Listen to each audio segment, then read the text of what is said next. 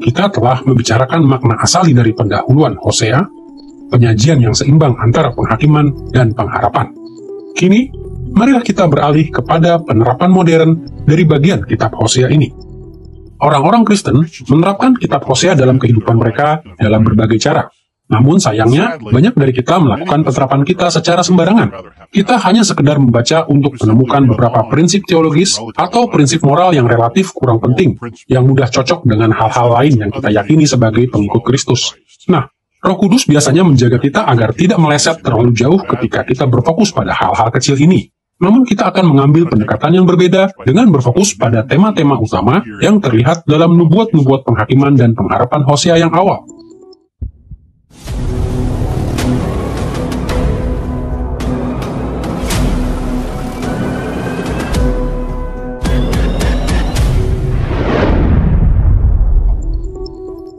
Ketika kita mengamati penerapan modern dari bagian pertama kitab Hosea, kita akan meneliti dua kaitan penting dari bagian kitab ini dengan Perjanjian Baru.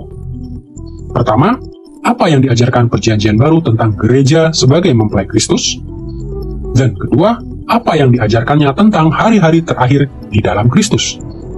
Mari kita perhatikan lebih dahulu bagaimana pandangan Perjanjian Baru tentang mempelai Kristus ini mengaitkan kehidupan kita dengan zaman Hosea.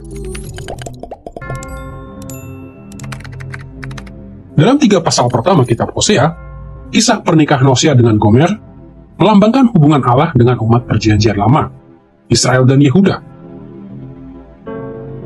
Hosea dan Gomer terikat bersama oleh perjanjian pernikahan mereka.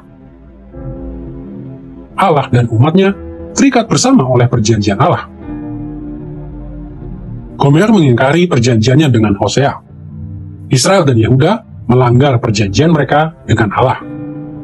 Hosea memperbarui cintanya dan perjanjian pernikahannya dengan Gomer. Allah berjanji untuk memperbarui kasih dan perjanjiannya dengan umatnya di hari-hari akhir. Paralel-paralel ini memang dimaksudkan untuk membandingkan hubungan Allah dengan Israel dan Yehuda dengan pernikahan manusia. Nabi-nabi lain juga merujuk pada hubungan Allah dengan Israel dan Yehuda sebagai sebuah pernikahan dalam gambaran yang serupa walau tidak bersifat pribadi. Kita melihat ini dalam perikop-perikop seperti Yesaya pasal 62 ayat 5 dan Yeremia pasal 2 ayat 2, ayat 32, dan pasal 31 ayat 32. Perjanjian Baru membangun di atas tema Perjanjian Lama ini dengan berbicara tentang gereja sebagai mempelai Kristus, sama seperti Hosea menampilkan Allah sebagai suami Israel dan Yehuda. Metafora ini muncul dalam perikop-perikop seperti 2 Korintus pasal 11 ayat 2, Efesus pasal 5 ayat 25-33, Wahyu pasal 19 ayat 7, pasal 21 ayat 2 dan 9. Perspektif Perjanjian Baru ini mencerminkan fakta bahwa gereja Kristen bertumbuh dari umat Allah dalam Perjanjian Lama. Sepanjang sejarah Alkitab, Allah hanya memiliki satu mempelai wanita. Jadi hubungan Kristus dengan umat Kristen bukan hal yang sepenuhnya baru. Sebaliknya, ini adalah perpanjangan hubungan Allah dengan umatnya dalam Perjanjian Lama. Tentu saja, ada jauh lebih banyak bangsa lain dalam gereja Perjanjian Baru. Namun, para penulis Perjanjian Baru menjelaskan bahwa dalam Perjanjian Lama pun, kaum bukan Yahudi bisa menjadi bagian dari umat Allah dengan jalan diadopsi atau dicangkokkan ke dalam keluarga Abraham. Karena alasan ini, pewahyuan Hosea bagi mempelai Allah di Perjanjian Lama, Israel dan Yehuda, berlaku bagi kita sebagai mempelai Kristus tanpa memandang apapun etnis kita. Ketika kita berbicara tentang gereja di Perjanjian Baru, penting untuk menyadari bahwa itu tidak sepenuhnya baru. Gereja berakar dalam Israel zaman dahulu berkenaan dengan tujuan penebusan Allah. Allah memiliki satu umat, satu rencana yang telah Ia miliki sepanjang kekekalan. Kemudian Ia melaksanakannya dalam sejarah penebusan dan mengungkapkannya di hadapan kita. Kaum beriman dalam Perjanjian Lama percaya akan janji-janji Allah, janji-janji perjanjian yang menantikan datangnya Yesus Kristus. Gereja sekarang, dalam terang kedatangannya percaya kepadanya dengan pemahaman yang lebih mendalam dan lebih jelas. Tetapi janji itu tetap sama, penebus yang sama. Kita semua satu dalam hal ini. Kita adalah satu umat Allah di sepanjang zaman. Namun terlihat jelas dalam Perjanjian Baru bahwa ada beberapa perbedaan. Ada penggenapan yang telah terjadi, ada pemahaman yang lebih besar, ada komunitas besar yang terdiri dari mereka yang sudah dilahirkan kembali, dan mereka yang percaya kepada Tuhan Yesus Kristus. Namun, kita tidak boleh meremehkan kesinambungannya, kesamaan umat Allah di Perjanjian Lama dengan gereja di Perjanjian Baru.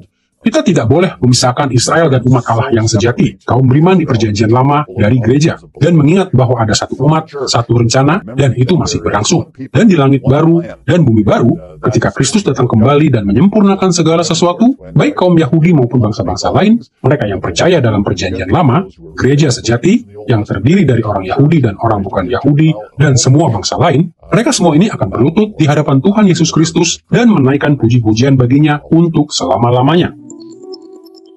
Dalam penerapan modern kita dari bagian pertama kitab Hosea, kita telah melihat hubungan antara Hosea dan diri kita sebagai mempelai Kristus. Sekarang, marilah kita menelusuri bagaimana harapan-harapan Hosea bagi masa depan mempelai Allah akan digenapi pada hari-hari akhir di dalam Kristus. Dalam bagian pertama kitabnya, Hosea mengukuhkan pengharapan bahwa setelah masa penghakiman, Allah akan mencurahkan berkat-berkat besar ke atas Israel dan Yehuda. Dan dia menjelaskan bahwa ini akan terjadi pada hari-hari akhir. Akan tetapi, karena umat Allah terus memberontak, penghakiman Allah tetap berlangsung atas mereka selama lebih dari 700 tahun. Namun, kendati disiplin Allah berlangsung begitu lama, Yesus beserta rasul-rasul abad pertama dan para nabi tidak pernah melepaskan nubuat-nubuat pengharapan Hosea tentang hari-hari akhir. Sebaliknya, berkali-kali penulis-penulis Perjanjian Baru mengidentifikasi seluruh zaman Perjanjian Baru, zaman gereja Kristen, sebagai hari-hari akhir, dengan menggunakan istilah Yunani eskatos. Dan dari istilah inilah kita mendapatkan istilah teologis kita, eskatologi. Penjelasan sederhananya, para penulis Perjanjian Baru mengajarkan bahwa Yesus adalah anak Daud yang agung, yang menggenapi nubuat-nubuat Hosea tentang zaman eskatologis atau hari-hari akhir. Namun seperti telah kita lihat dalam serial lain, Perjanjian Baru juga mengajarkan bahwa berkat-berkat Allah pada hari-hari akhir bagi mempelainya sedang berlangsung dalam 3 tahap. Tahap pertama adalah inaugurasi kerajaan Kristus ketika Yesus mendirikan dasar gereja dalam kedatangannya yang pertama, dan dalam pelayanan para rasul dan para nabinya. Tahap kedua adalah kelanjutan dari kerajaan Kristus sepanjang sejarah gereja. Dan tahap ketiga akan menjadi penyempurnaan akhir dari kerajaan ketika Kristus datang kembali dalam kemuliaan dan membuat segala sesuatu menjadi baru. Sebagai pengikut Kristus, kita harus menerapkan nubuat-nubuat awal penghakiman dan pengharapan Hosea dalam kaitan dengan 3 tahapan kerajaan Kristus ini. Pertama, inaugurasi hari-hari akhir pada kedatangan pertama Kristus menyediakan panggung untuk penggenapan nubuat-nubuat Hosea. Melalui iman kepada Kristus, kematian, kebangkitan, dan kenaikannya, pria, wanita, dan anak-anak menjadi bagian dari gereja. Dengan cara ini mereka dipertunangkan atau dijanjikan kepada Kristus. Sebagaimana Rasul Paulus mengatakan kepada jemaat Korintus dalam 2 Korintus pasal 11 ayat 2 berikut, "Aku telah mempertunangkan kamu kepada satu laki-laki untuk membawa kamu sebagai perawan suci kepada Kristus." Jadi, dalam inaugurasi kerajaan Kristus, pengharapan yang disampaikan Hosea kepada mempelai Allah untuk hari-hari akhir mulai digenapi di dalam gereja, mempelai wanita Kristus. Kitab-kitab Injil Perjanjian Baru menekankan bahwa Yesus sendiri telah mulai menggenapi pengharapan hari-hari akhir Hosea bagi mempelai Allah selama pelayanannya di bumi. Yesus memanggil beberapa pengikut kerajaan Allah dari Yehuda, tetapi ia juga mengumpulkan pengikut-pengikut dari Israel Utara, terutama dari sekitar Danau Galilea. Dengan membangun gerejanya dari para pengikut yang setia dari kedua wilayah, Yesus mulai menyatukan Israel dan Yehuda di bawah pemerintahannya sebagai anak Daud. Dan di samping itu, misi yang Yesus tetapkan bagi rasul-rasul dan nabi-nabinya dalam Kisah Para Rasul pasal 1 ayat 8 juga sesuai dengan pengharapan hari-hari akhir Hosea. Penyatuan kembali Israel dan Yehuda di bawah dinasti Daud hanyalah sebagian dari rencana Allah. Untuk memenuhi tujuan Allah yang agung bagi hari-hari akhir, Rasul-Rasul Yesus harus menjadi saksi-saksinya, bukan hanya di wilayah Israel dan Yehuda, tetapi juga sampai ke ujung bumi. Itulah sebabnya, dalam 1 Petrus pasal 2 ayat 10, Rasul Petrus menyinggung 2 pasal pertama kitab Hosea ketika dia menggambarkan gereja mula-mula, sebuah gereja yang terdiri dari kaum Yehuda, Israel Utara, dan bangsa-bangsa lain. Petrus menulis, "Kamu yang dahulu bukan umat Allah, tetapi yang sekarang telah menjadi umatnya, yang dahulu tidak dikasihani, tetapi yang sekarang telah beroleh belas kasihan." Rasul Paulus melakukan hal yang sama dalam Roma pasal 9 ayat 25-26, ketika ia merujuk kepada 2 pasal pertama kitab Hosea untuk menjelaskan bagaimana Allah menggabungkan orang Yahudi maupun bukan Yahudi dalam gereja Kristen. Perikop-perikop ini menunjukkan bahwa pertunangan antara gereja dengan Kristus di seluruh dunia adalah awal dari penggenapan pengharapan Hosea untuk hari-hari akhir.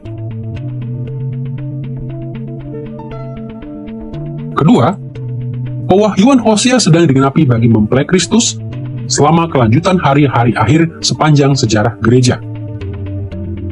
Sementara Kristus memerintah dari surga, ia juga terus menguduskan mempelainya di bumi.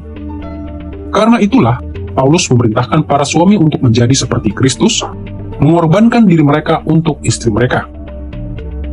Seperti dikatakannya dalam Efesus pasal 5 ayat 26-27, Kristus mati bagi mempelainya, untuk menguduskannya, sesudah ia menyucikannya dengan memandikannya dengan air dan firman, supaya dengan demikian ia menempatkan jemaatnya di hadapan dirinya, kudus dan tidak bercela. Sepanjang sejarah gereja, Allah terus membentuk mempelainya sebagai satu umat dari Yehuda dan Israel, dan untuk menyatukan mereka dengan bangsa-bangsa lain dari seantero dunia. Dan ia telah memberi kita karunia Roh Kudus sebagai uang muka yang menjamin berkat-berkat menakjubkan yang akan kita terima pada penggenapan hari-hari akhir. Dalam kesatuan dengan Roh Kudus, kita telah diberi hak istimewa yang agung untuk menyebarkan kerajaan Allah dengan jalan memberitakan Injil atau kabar baik bahwa hari-hari akhir telah datang di dalam Kristus. Dan ketika kita melakukan hal ini, kita dapat melihat secara langsung bagaimana nubuat-nubuat Hosea sedang digenapi. Bangsa Yahudi dan bangsa-bangsa lain di seantero dunia memasuki berkat-berkat hari akhir dengan mencari Tuhan, bersatu dengan umat Allah, tunduk kepada anak Daud yang agung Yesus, dan menyebarkan kerajaan Allah sampai ke ujung bumi. Ketiga, pewahyuan di bagian pertama kitab Hosea juga memanggil kita untuk hidup hari ini dalam terang, dari pengharapan utama kita untuk penyempurnaan kerajaan Kristus. Ketika Kristus datang kembali, ia akan membawa penghakiman kekal pada semua insan yang tidak percaya kepadanya. Namun perjanjian baru memberi kita penglihatan mulia yang mempesonakan tentang keadaan bagi mempelai Kristus kelak ketika pengharapan Hosea untuk masa yang akan datang digenapi sepenuhnya.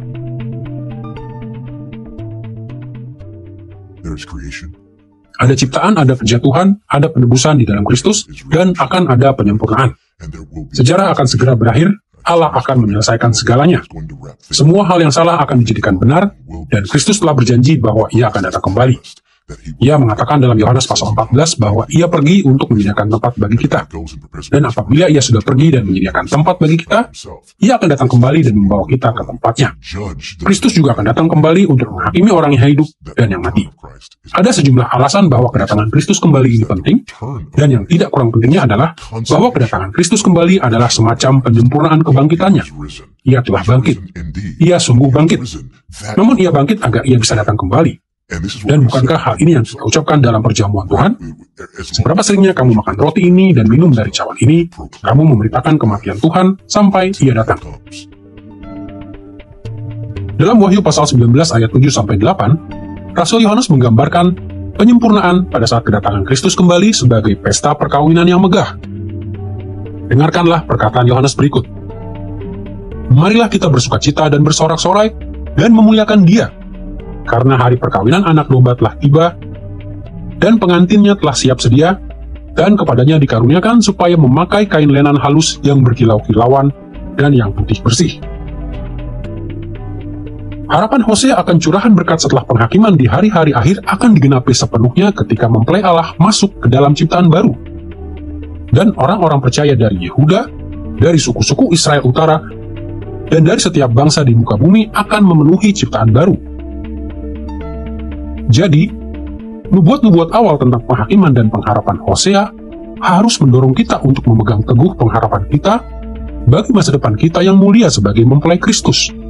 Dan kita hendaknya mengabdikan diri dengan penuh sukacita untuk menyebarkan berkat-berkat besar hari-hari akhir dari Allah di seluruh dunia sampai Yesus datang kembali dalam kemuliaan.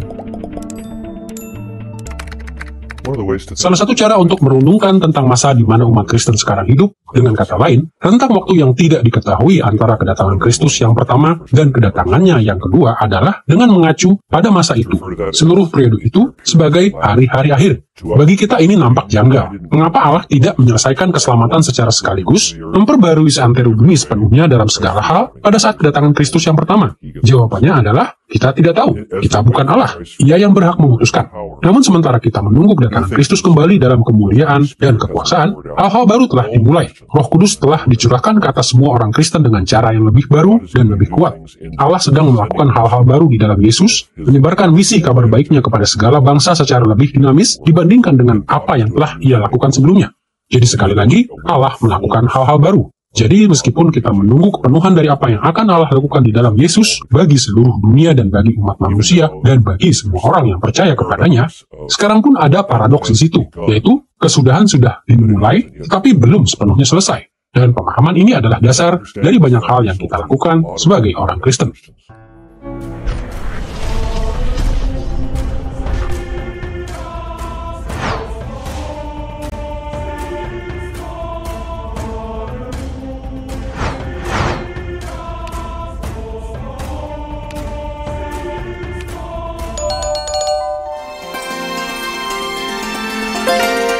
I believe in God the Father Almighty, maker of heaven and earth.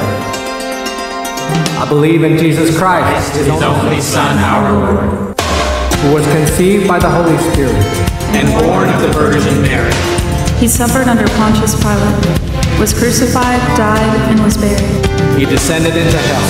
The third day He rose again from the dead. He ascended into heaven, and is seated at the right hand of God the Father Almighty. From there He will come to judge the living and the dead. I believe in the Holy Spirit, the Holy Catholic Church, the communion of saints, the forgiveness of sins, the resurrection of the body, and the life everlasting. Amen.